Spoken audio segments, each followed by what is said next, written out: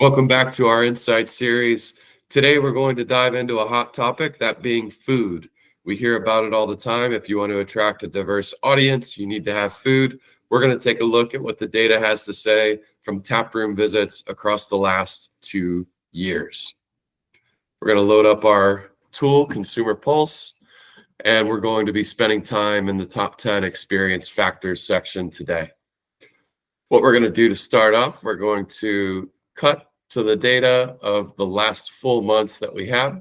This is all filterable. You can look at any date range that you want, but what we're doing right here is we're just avoiding this little dip for November since we don't have a full month of data yet. I'm going to go ahead and apply that time series filter.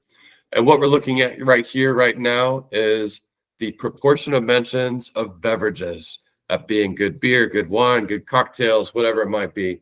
We're also going to pull up to the top here and look at optional metrics. We're going to add in food and see how that has been trending.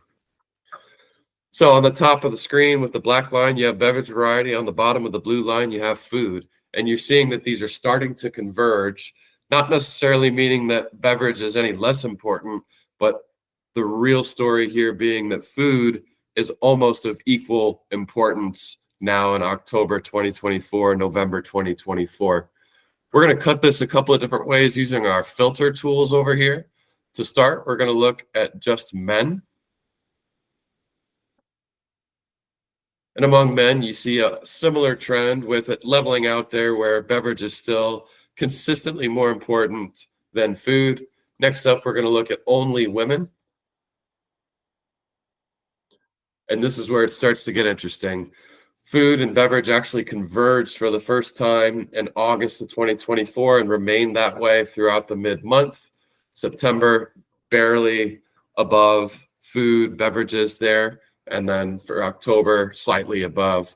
But this is indicating that women are caring more and more about food than they are about beverages specifically. We're going to look at a couple different customer personas too. We have down here social gatherers, people who are here for the good time, talking to people, talking to their friends or your staff, foodies, beer geeks, families, locals, travelers, or tourists. First up, we're going to look at families, only families, looking at how food and beverage is converging.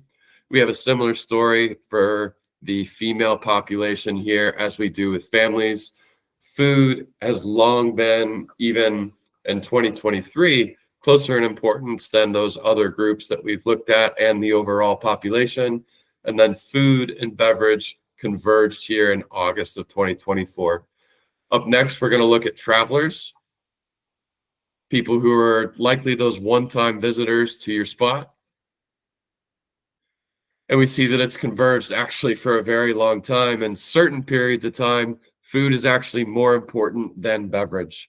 So this begs the question as we look at that, we're going to go back to the overall view where we see beverage on top of food. It begs the question, who are you serving?